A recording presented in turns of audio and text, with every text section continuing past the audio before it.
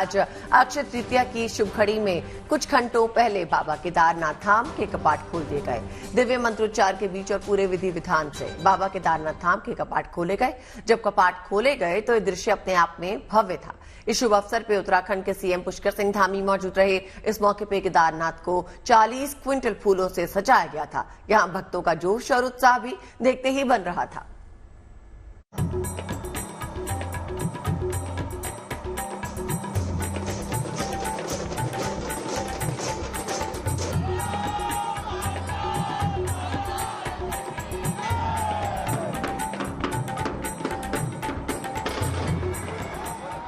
बाबा केदार के जयकारे से गूंज रहा धाम। हिमालय की वादी में बह रही आस्था की बयार। अक्षय तृतीया के दिन पूरे विधि विधान के साथ केदारनाथ धाम के कपाट खोले गए तो ये सुखद पल वहां मौजूद आस्थावानों के लिए यादगार बन गया। चारों ओर हर हर महादेव के जयकारे गूंजने लगे।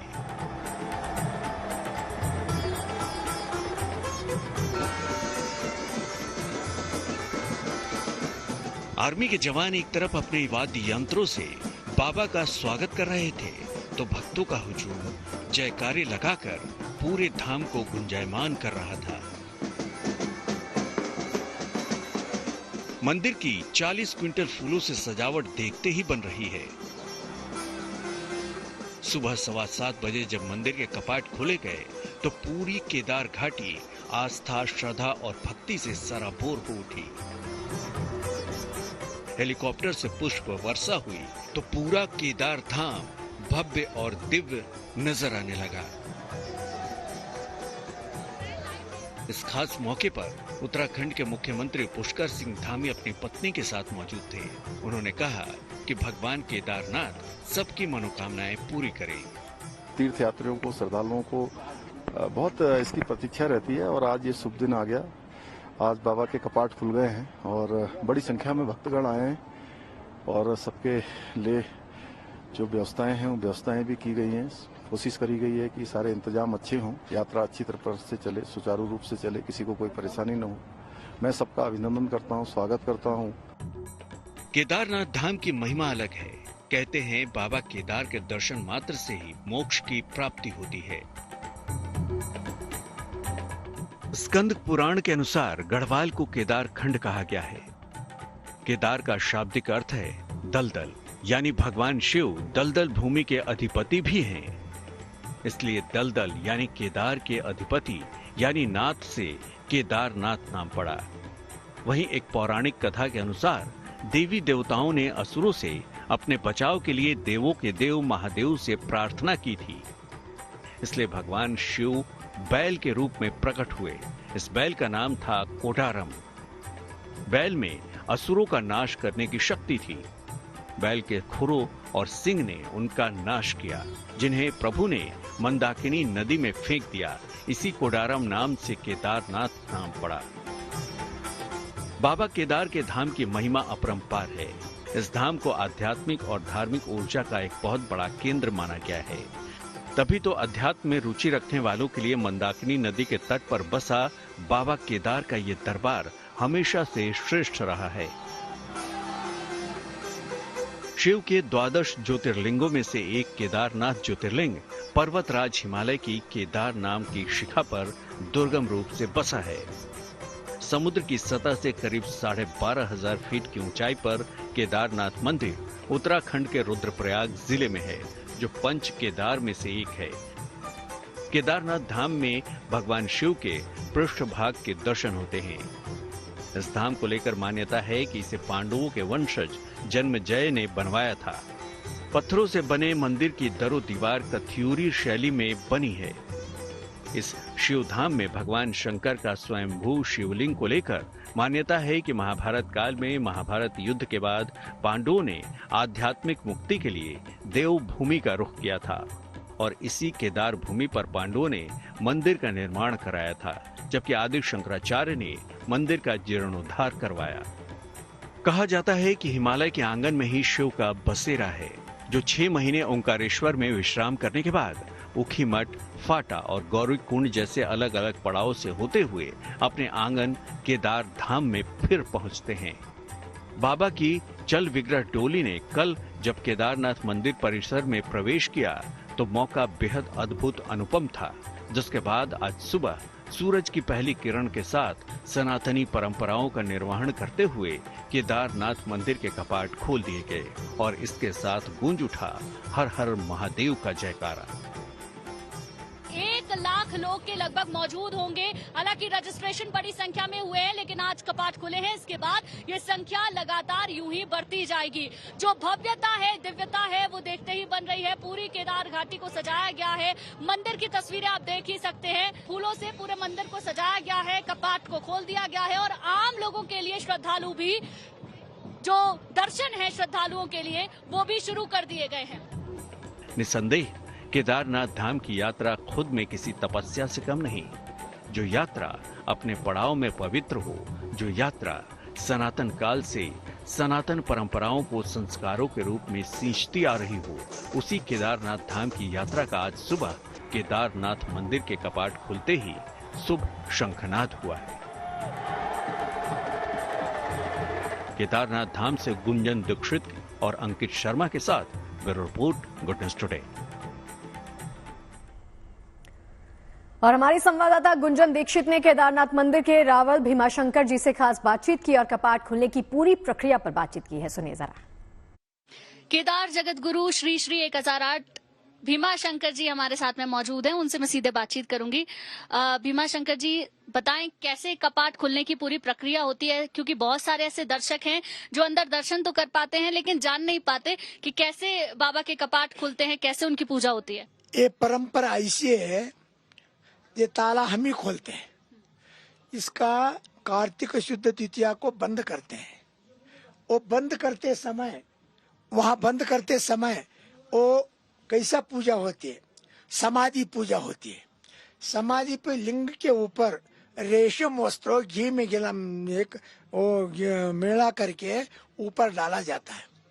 डालने के बाद उसके ऊपर पूरा रुद्राक्षी का आच्छादन किया जाता है। उसके बाद शुद्ध भस्म उसके ऊपर लेपन होता है। उसके बाद बेल फूल लगा करके जो फल रखते हैं।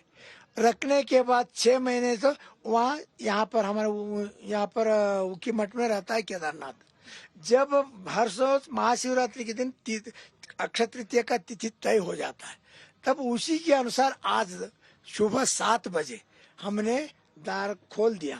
खोलने के बाद जो 6 महीने के पहले लगाए हुए दिया, लगाए हुए बेल फूल, लगाए हुए भस्म अभी किया हुआ पूजा के जैसे दिखता है।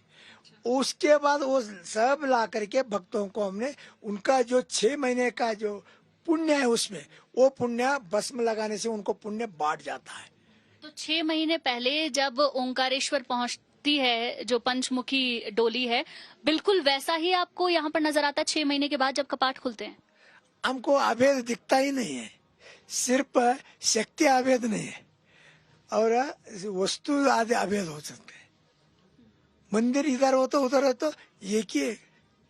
आप कहीं भी हो तो टीवी में दिखते आप ही है और प्रत्यक्ष दिखता आप ही है। वो आप पहचान सकते सब। वैसे भगवान के ऊखीमठ में हो तो आप ही है, केदारनाथ यहाँ देखेंगे तो आप ही है। चलिए, बहुत बहुत शुक्रिया। अलग अलग बैंड ने केदारनाथ मंदिर में परफॉर्म किया। आपको इंदौर से आए महिला बैंड से मिलवाते हैं, जिन्होंने केदार घाटी की ट्रैकिंग अपने 25 किलो के बैंड के साथ की थी और कपाट खुलने के पहले दिन शानदार परफॉर्मेंस भी थी। पूरी टीम इंदौर से आई है। ये पूरी टीम इंदौर की। कितने दिन पहले से तैयारी करते हो आप लोग? 2 महीने से तैयारी कर रहे। बाबा पट खोलने का इंतजार था, तो 2 महीने से इसकी कंटिन्यूसली प्रैक्टिस चल रही।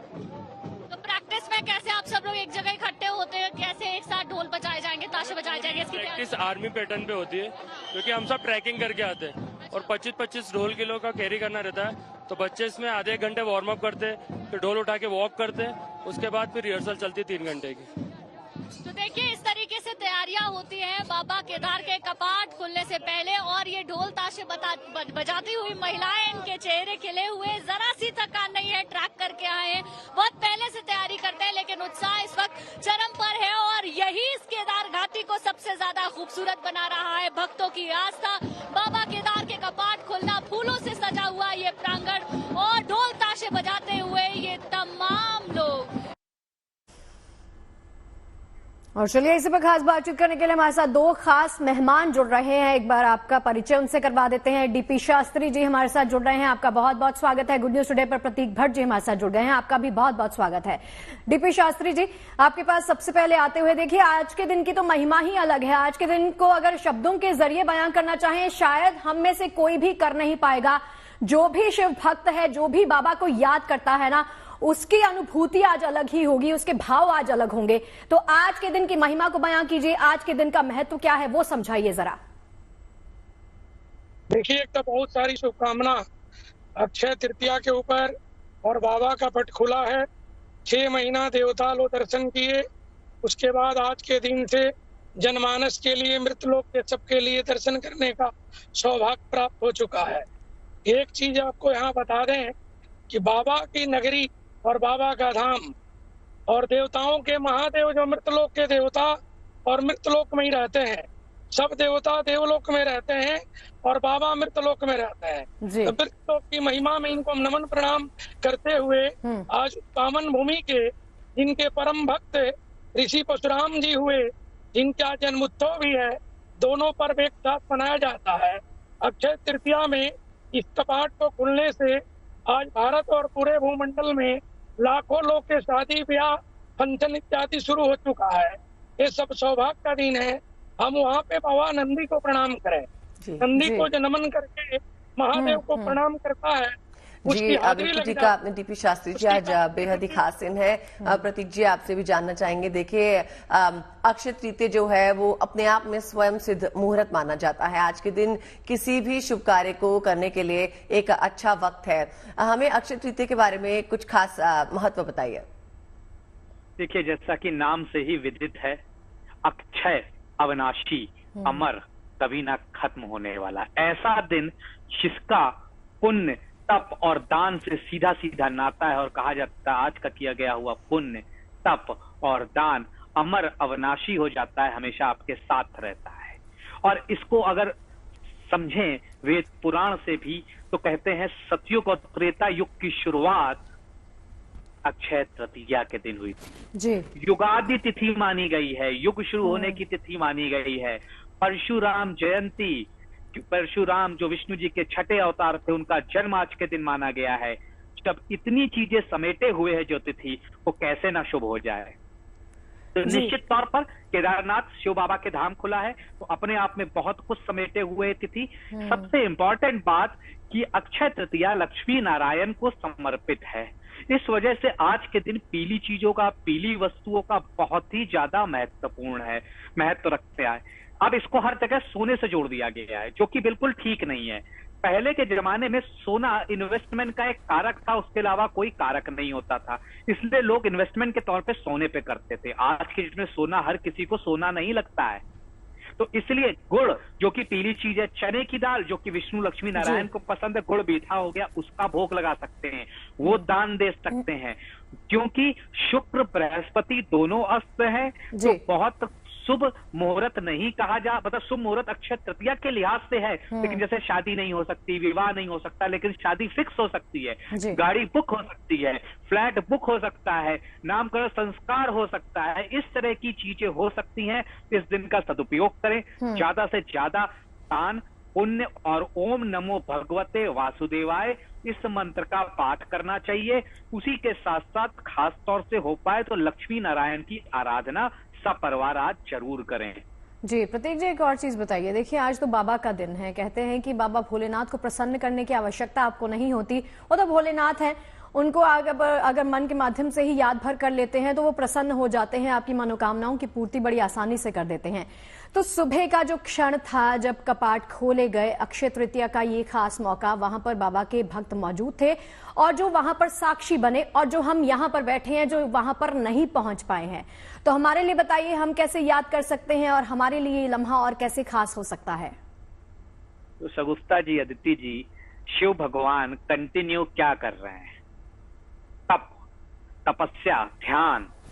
तो आपने एक चीज बोली कि हम वहां जाकर नहीं कर सकते और शिव भगवान भोले हैं, तो मानसिक पूजा कैसे करें? तो मानसिक पूजा ही करनी है। शिव भगवान कर क्या रहे हैं? कंटिन्यूअस ध्यान। तो आपको जब भी अपने इस बिजी शेड्यूल से समय मिल जाए, ओम नमः शिवाय का मानसिक जाप 108 बार या 12 बार किसी भी एकांत जगह पे कर लेने मात्र से ही पूर्ण पुण्य मिल जाएगा।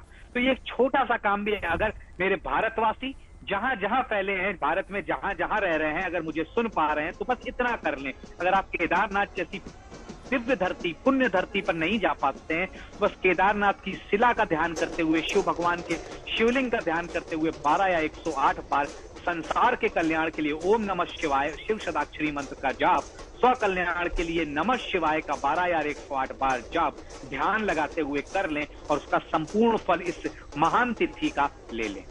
जी प्रतीक जी, कहा जाता है कि आज ही के दिन अगर आप सफल दाम्पत्य जीवन चाहते हैं तो उसके लिए कामना कर सकते हैं, उसके लिए पूजा कर सकते हैं, उसके लिए दान भी कर सकते हैं। तो सफल दाम्पत्य जीवन के लिए आज के दिन क्या किया जाए? सफल दाम्पत्य जीवन के लिए, क्योंकि लक्ष्मी नारायण को समर्पित है ये दिन, आज के दिन हल्दी का दान, 1.25 किलो हल्दी की गांठ या पाउडर किसी भी मंदिर में जाके ब्राह्मण को या पुजारी को दान कर दीजिए। ये आपको सफल वैवाहिक जीवन के लिए लाभकारी होगा। उसी के साथ साथ जिन मेरी माताओं बहनों को शादी में दिक्कत आ रही है, विवाह के उपरांत उनका जीवन ठीक होगा। जिनका विवाह नहीं हो रहा है, उन्हें एक हल्दी की गांठ विष्णु जी को चढ़ानी है आज, और 4 बजे के पहले पहले शाम से उसे अपने गले में या सिरहाने रख लेनी है। इससे विवाह की समस्या तुरंत छूमंतर हो जाएगी और कहा जाता है अगले 60 से 45 दिन के अंदर अंदर विवाह की समस्याएं खत्म होती है और विवाह भी हो जाता है। जी प्रतीक जी, एक और चीज बताइए। देखिए, हम चारधाम यात्रा का लगातार जिक्र कर रहे हैं।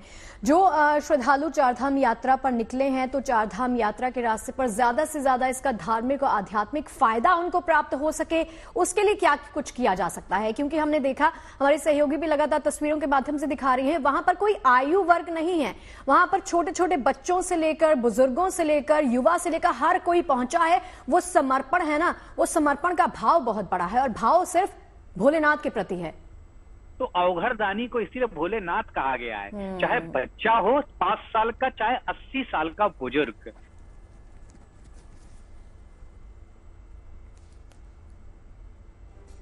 जी बोलिए प्रतीक जी। क्या हो का पुरख, हर कोई शिवलिंग पर जल चढ़ाता हुआ आपको दिख जाएगा। यही भोलेनाथ हैं, यही भोलेनाथ की महिमा है। तो निश्चित तौर पर जो लोग 4 धाम के लिए निकले हैं, वहां पर इन सबको एक बार शिव शताक्षरी मंत्र, उसी के साथ साथ नारायण कवच और रुद्राष्टक का पाठ जरूर करना चाहिए अपनी पूरी यात्रा के दौरान। यात्रा का पूर्ण फल पाने के लिए, यात्रा को सफल सुचारू रूप से चलाने के लिए रुद्राष्टक का पाठ, नारायण कवच या ओम नमो भगवते वासुदेवाय इस मंत्र का पाठ। क्योंकि देखिए, यही एक ऐसी जगह है जहां पे 2 धाम है, एक केदारनाथ, दूसरा बद्रीनाथ। मतलब नारायण और शिव आसपास विराजते हैं थोड़े ही किलोमीटर की दूरी पर। तो इसी और उत्तराखंड की पावन धरती सब कुछ समेटे हुए है। तो निश्चित तौर पर इन दो चीजों का पाठ, नारायण कवच और रुद्राष्टक का पाठ, बहुत लाभकारी रहेगा जनमानस के लिए, जनता के लिए। जी प्रतीक जी, देखिए, अगर हम बात ही कर रहे हैं चारधाम यात्रा की, तो ये भी बता दीजिए कि इन चारों धामों में सबसे पहले कौन सी यात्रा करनी चाहिए? जिन यात्रियों ने अभी इस यात्रा की शुरुआत नहीं की, उनके लिए बेहद अहम हो सकता है। और बद्रीनाथ से पहले कहते हैं कि केदारनाथ जाना चाहिए, इस मान्यता के पीछे क्या कारण है? देखिए, और अगर रास्ते में भी देखेंगे तो आप केदारनाथ पहले पड़ता है, बद्रीनाथ बाद में। तो इसके पीछे तमाम तरह की मान्यताएं हैं। लेकिन अगर धामों की बात करें तो केदारनाथ धाम में नहीं आता है। बद्रीनाथ, पुरी, द्वारका और रामेश्वरम, ये 4 धाम हमारे शास्त्रों में सर्वविदित हैं। तो निश्चित तौर पर अगर आप शुरुआत करते हैं और चारों ही देखा जाए, जिसमें से 3 विष्णु भगवान के हैं, तो मैं हमेशा ये कहूंगा बात नारायण से करनी चाहिए, चाहे आप द्वारका से कर लें, चाहे पुरी से कर लें, चाहे बद्रीनाथ से। और रामेश्वरम सिर्फ एक ही धाम भगवान शिव को समर्पित है। केदारनाथ अपने आप में बहुत कुछ महिमा समेटे हुए हैं, लेकिन जो 4 धाम है वो ये 4 हैं। तो अगर आप केदारनाथ और इस तरफ जा रहे हैं उत्तराखंड, तो निश्चित तौर पर आते या जाते मैं इस भ्रम में नहीं मतलब लाना चाहूंगा लोगों को कि पहले किसका बाद में किसका, क्योंकि नारायण पूजा करते हैं शिव भगवान की और शिव पूजा करते हैं नारायण की। नारायण कहते हैं मेरे आराध्य शिव भगवान आप हैं, शिव कहते हैं मेरे आराध्य आप हैं। तो इसलिए अब मैं यहाँ पे 1 और 2 नहीं करना चाहूंगा, आप अपने अनुसार। लेकिन मैं इतना जरूर कहना चाहूंगा, अगर आप बद्रीनाथ जा रहे हैं तो केदारनाथ की धाम की उपासना और उनके दर्शन जरूर करके आइए। अगर केदारनाथ जा रहे हैं तो बद्रीनाथ के दर्शन भी जरूर करके आइए। जी, बहुत बढ़िया। चलिए, डीपी शास्त्री जी जुड़ गए हैं हमारे साथ, एक बार फिर से उनके पास चलते हैं। शास्त्री जी, एक बात बताइए कि आज के दिन का संपूर्ण फायदा अगर कोई श्रद्धालु उठाना चाहता है तो कुछ एक ऐसे उपाय बता दीजिए जिससे सभी दुखों का और कष्टों का निवारण हो सके। देखिए, आपका पिछला जो क्वेश्चन था, पहले उसका उत्तर दे दूं। दे दीजिए। हम यहाँ से जब भगवान महादेव के दर्शन के जाते हैं, हरिद्वार या ऋषिकेश स्नान करके जमुनोत्री दर्शन करें, जमुना जल उठाएं, गंगोत्री दर्शन करें, गंगा जल लें और केदारनाथ में बाबा के अभिषेक करें, बाबा को गंगोत्री जमुनोत्री को जल चढ़ाएं। उसके बाद बद्रिका क्षेत्र में श्री हरिनारायण महाविष्णु को दर्शन करते हुए उत्तर काशी के 4 धाम की यात्रा पूरी होती है। ये विधान है, बल्कि जो जितना कर ले उसके लिए सौभाग्य है। आज अक्षय तृतीया और बाबा का कपाट खुला है।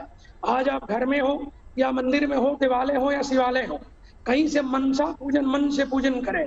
अगर आप कहीं मंदिर जाती हैं और कोई व्यक्ति जाता है तो बाबा को बिल्वफल और साबुत अन्न में चावल इत्यादि, और बाबा को जो है ना तुलसी की मंजरी, समी का पत्र, आँख, धतूरा, भांग, इसमें कोई 2 वस्तु मिले वो शिवलिंग पे चढ़ाए।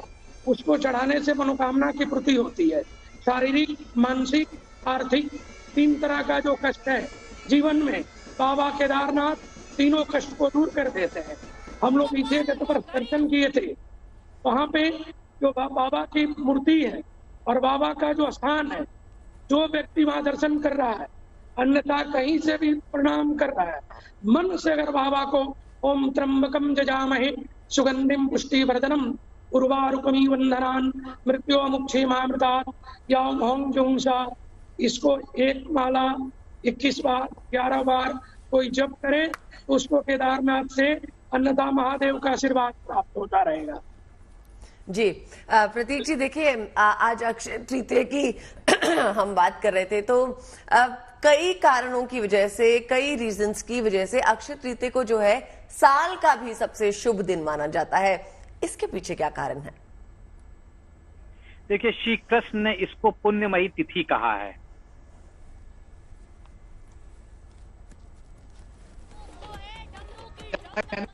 तो के शुरुआत में ही कहा था इस बात को, भाई सतयुग और त्रेता युग की शुरुआत है। विष्णु जी के 6ठे अवतार भगवान परशुराम का जन्मदिन है, तो इससे ज्यादा अच्छी तिथि क्या हो सकती जिस दिन नारायण का एक अवतार जन्म ले रहे हों और जिस दिन युगों की शुरुआत हो रही हो, और युगों में भी वो जो कि सबसे ज्यादा शुभ युग माने गए हैं, सतयुग और त्रेता युग। तो निश्चित तौर पर इसलिए ये अपने आप में महान महान पुण्य समेटे हुए। और जैसे कि अक्षय तृतीया कहा भी जाता है कि इस दिन जो भी आप करते हैं उसका अक्षय फल मिलता है, अविनाशी फल मिलता है, कभी खत्म ना होने वाला फल मिलता है। तो इसलिए धन, दान, तप, पुण्य, जाप, इन सब की बड़ी भूमिका है। और आज के दिन लक्ष्मी नारायण को समर्पित दिन है। बृहस्पति और शुक्र अस्त चल रहे हैं, तो निश्चित तौर पर ज्यादा से ज्यादा नारायण की पूजा करना, माँ लक्ष्मी की पूजा करना लाभकारी रहेगा। हल्दी का दान कर सकते हैं, गुड़ का दान कर सकते हैं, चने की दाल का दान कर सकते हैं। और एक अचूक मंत्र आपको देने जा रहा हूं, ओम ह्रीम श्रीम कमले कमलाले प्रसीद प्रसीद महालक्ष्म्ये नमः। इसका 108 बार पाठ करेंगे तो मन चाहा वरदान आज के दिन प्राप्त होगा। जी प्रतीक जी, एक और चीज बताइए, जब बाबा केदार के वहां पर पट खुले तो एक तो वहां पर जिस विधि विधान के साथ पट खोले गए होंगे, मंत्रोच्चारण के बीच में जो विधि विधान के साथ पूजा अर्चना की गई होगी, एक जो यहाँ पर श्रद्धालु घर बैठे बाबा को याद कर रहे थे, तो घर पर क्या विधि हुई और वहां पर क्या विधि हुई, बता सकते हैं दोनों? घर पे सिर्फ नाम आपको है, वहां की विधि जैसा कि अभी रावल ने बताया डिटेल में, लेकिन अगर मैं यहाँ की विधि की बात करूं तो आपको आज गंगा जल से अपने शिवलिंग को, सबके घर में छोटा शिवलिंग, पारस शिवलिंग होता है, उससे स्नान कराना चाहिए, फिर दही दूध से भी स्नान कराना चाहिए, और दक्षिणवर्ती शंख से विष्णु जी को भी स्नान कराना चाहिए। इस प्रक्रिया को आज के दिन अगर आप कर लेते हैं तो कहा जाता है सैकड़ों गुना पुण्य मिलता है। तो दो तरह के स्नान होंगे घर में, एक शिवलिंग का होगा सर्वप्रथम गंगा जल से, फिर दही दूध, और आखिरी में फिर गंगा जल से। दूसरा दक्षिणवर्ती शंख से नारायण का स्नान भी कराना बहुत शुभ रहेगा। जी प्रतीक जी, बहुत बहुत शुक्रिया आपका। हम आपसे फिर से जुड़ेंगे और बातचीत करेंगे। फिलहाल यहाँ पर हम रुक रहे हैं एक छोटे से ब्रेक के लिए। ब्रेक से पहले आपको बता दें कि आज सुबह 10:29 पे यमुनोत्री धाम के कपाट खोल दिए गए और पूरे विधि विधान से पूजा अर्चना की गई और भक्तों के दर्शन के लिए मंदिर के कपाट भी खुले। 6 महीने के शीतकालीन प्रवास के बाद मां यमुना की डोली अपने धाम पहुंची और पूजा अर्चना के बाद विराजमान हुई। मां यमुना की उत्सव डोली यात्रा में पहली बार उत्तराखंड होमगार्ड के महिला जवानों की टोली विशेष आकर्षण का केंद्र रही। एक तरफ केदारनाथ की तस्वीरें जहां पर खूब गाजे बाजे के साथ केदारनाथ के कपाट खोले गए और दूसरी तरफ यमुनोत्री धाम के कपाट भी खोले गए और यमुनोत्री धाम के कपाट सुबह 10:25 पे खोले गए। तो जैसे कि आप जानते हैं आज अक्षय तृतीया की शुभ तिथि भी है, यानी वो तिथि जिस दिन सृष्टि में सतयुग और त्रेता युग की शुरुआत हुई थी और मान्यता है कि अक्षय तृतीया की तिथि पे किया गया कोई भी पुण्य काम अक्षय फल देता है। इस दिन को स्नान, ध्यान और दान के लिहाज से भी बेहद पवित्र और फलदायी माना जाता है और खासकर सनातन धर्म में आस्था रखने वालों को, किसी को नए बिजनेस की शुरुआत करनी हो, किसी को शादी ब्याह, किसी को गृह प्रवेश, तो किसी को सोने चांदी के आभूषणों की अगर खरीदारी करनी हो तो आज के दिन वो कर सकते हैं और आज का दिन बेहद शुभ है। अक्षय तृतीया को स्वयं सिद्ध मुहूर्त कहा गया है। मान्यता है अक्षय तृतीया का दिन इतना शुभ है कि इस दिन जिस भी काम को किया जाए उसमें सफलता मिलने की पूरी गारंटी होती है।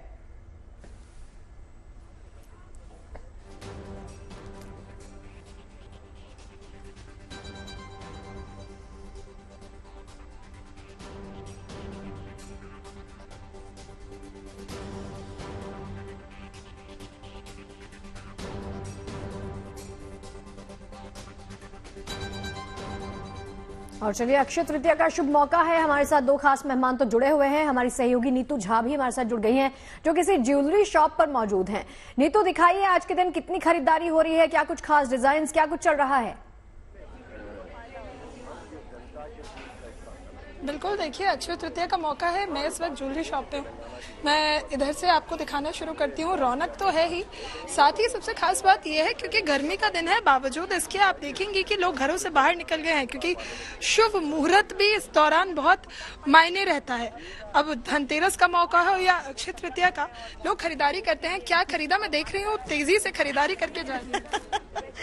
We always come here, so it's a pleasure. We have a wonderful staff. I think I got my wedding jewelry here. अभी तो देख रहे हैं, अभी तो लेंगे। यानी अभी ये शॉपिंग का सिलसिला लंबा चलने वाला है। बिल्कुल। अच्छा, अक्षय तृतीया को बहुत खास माना जाता है क्योंकि एक ऐसा त्योहार जिस पर आप कुछ खरीदिए तो कहते हैं लक्ष्मी माँ उसका डबल ट्रिपल आपको दे देती है। ये तो है, बट मेरा ये भी मानना है कि रोज ही अच्छा दिन है। It's all in our mind. अगर हम सोचें आज का अच्छा दिन शुभ है तो सारे दिन शुभ है, बट हाँ आज तो स्पेशल डे है ही, तो यहाँ आना तो बनता ही था। बिल्कुल, यहाँ आना बनता था। शगुफ्ता दीदी इधर देखिए, मुझे लगता है आप आज स्टूडियो में हैं, लेकिन यहाँ जब आप डिजाइन देखेंगी तो आपको ऐसा लगेगा कि एक बार यहाँ भी आना चाहिए था और देखना चाहिए था। क्या कुछ खास लोग खरीद? मैम, जैसे आज के दिन तो गोल्ड ही ज़्यादा बिकता है, तो भी जैसे सर हमारे यहाँ बैठे हुए, इन्होंने हमसे 110 ग्राम की जैसे गोल्ड कॉइन्स लिए हैं। ये गोल्ड कॉइन जरा दिखाइए एक बार कैसा है, क्योंकि सिल्वर कॉइन तो हम सब देखते हैं। इधर मैं आपको एक बार गोल्ड कॉइन भी दिखाती हूँ। ये देखिए, इस तरह का ये गोल्ड कॉइन है, ये भी बहुत ज्यादा ट्रेंड में है। तो गोल्ड कॉइन लोग सिल्वर कॉइन की जगह क्या गोल्ड कॉइन भी खरीदने लगे हैं? जी मैम, आजकल तो गोल्ड ज्यादा बिकता है, सिल्वर तो अपनी जगह पे बिकता है बट गोल्ड भी बिकता है। क्या खरीदा भाई, खरीद लिया ये? हाँ मैम, बस मैं वो गोल्ड कॉइन देखने आया था, तो मतलब काफी पुराने ज्वेलर्स हैं मेरे ये, तो मैंने गोल्ड कॉइन लिया है। अच्छा, इसका प्राइस क्या है? मैम 10 ग्राम का हमारा जो अभी जो सर ने लिया है वो 850 के आसपास लिया है, मतलब 110 ग्राम गोल्ड उन्होंने फाइनल किया है। देखिए शगुफ्ता अदिति, अगर आपको भी कुछ चाहिए तो आप यहाँ से ले जरूर सकती हैं, क्योंकि यहाँ बहुत अच्छे अच्छे डिजाइन है। मैं आपको इस तरफ पे दिखाती हूँ, आपको आप पसंद कर अभी तो दिन शुरू हुआ है, आप पसंद कर लीजिए और दिखाते जाइए हमारे दर्शकों को कि आज क्या कुछ खास खरीदारी और क्या आज कुछ खास डिजाइन चल रहे हैं। चलिए बाकी मेहमानों के पास चलते हैं अदिति। जी हाँ, डीपी शास्त्री जी, देखिए आज कहा जा रहा है कि अक्षय तृतीया के दिन रवि योग भी बन रहा है, जिससे आज के दिन का महत्व जो है और बढ़ जाता है। जरा इस पर थोड़ा प्रकाश डालिए। देखिए, चंद्रमा उच्च का है, चंद्रमा के साथ देवगुरु बृहस्पति है, ग्रहों की युक्ति बड़ी अच्छी बनी हुई है। और इसमें तो जो क्रय विक्रय करें, लेन देन करें, वो तो भगवान नारायण के अंश में, लक्ष्मी के अंश में पूजा गया है जी। भगवान कहते हैं कि रत्नों में मैं स्वर्ण हूँ, जिस तरह भगवान गीता है, हम उनको नमन प्रणाम करते हुए आज एकानंद चतुरानंद का पूजन है। एकानंद भगवान विष्णु है, चतुरानंद ब्रह्मा है, पंचानंद भगवान शिव है, हंसासन हंस में वाहन माँ सरस्वती है, और गरुड़ासन भगवान लक्ष्मी नारायण है, और वृक्ष वाहन भगवान शिव है। हम फिर वहीं आते हैं कि आज का दिन अक्षय के रूप में, अक्षय तृतीया को कपाट महादेव के दर्शन। जी चलिए शास्त्री जी, बहुत बढ़िया, बहुत बढ़िया। वक्त की थोड़ी सी कमी है, प्रतीक जी के पास जाना चाहूंगी। प्रतीक जी, आपने जो स्माइल दी थी ना सोने के नाम पे, मुझे लगता है कुछ खरीद के बैठे हैं या खरीदारी करने के लिए तैयार हैं, बता दीजिए जरा, और आज के दिन का महत्व।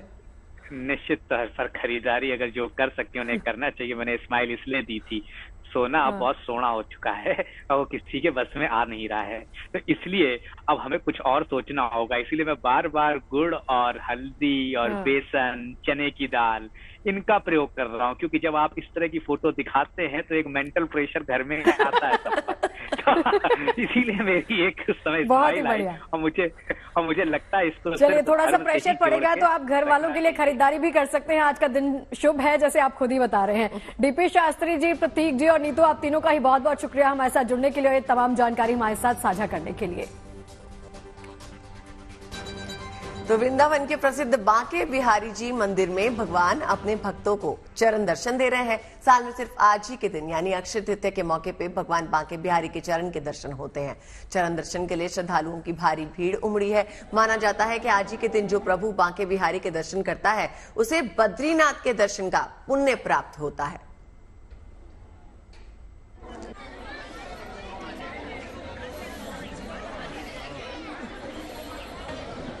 राजस्थान के चित्तौड़गढ़ जिले के कृष्ण धाम सांवलिया में भक्तों ने दिल खोलकर दान किया है।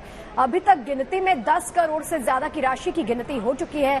अभी भी गिनती का काम लगातार जारी है। यहाँ पर हर अमावस्या से पहले गिनती का काम होता है। इस बार भी अमावस्या के एक दिन पूर्व भंडारा खोला गया, जहां गणना शुरू की गई, जिसके तीसरे दिन तक 10 करोड़ 80,15,000 की निकली।